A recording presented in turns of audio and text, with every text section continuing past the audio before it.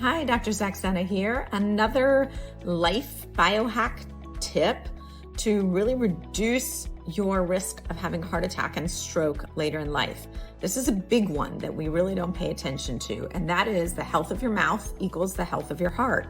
So if I could pick a few simple habits that you could do right now that could really change the game for your heart disease risk, number one, as it relates to your mouth, would be floss every single night. I know it sounds like such a simple thing to do, but you would be surprised how many people just don't do it.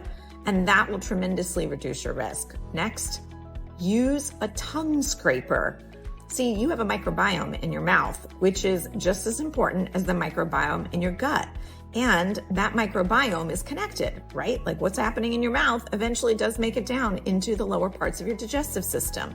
So keeping a clean mouth helps that immune system down in your gut be happier, because the bugs in your mouth are going to make it down to be bugs in your gut. So make sure you visit your dentist regularly. And if you have swollen, puffy, red gums or areas where your tooth is hurting and there may be some, subacute hidden infection, get it taken care of, because inflammation in your mouth equals inflammation in your body, which means your heart is inflamed. And that is the setup for heart attacks and strokes. So there you go. 3 tips. Number 1, floss, and of course, brush your teeth nightly.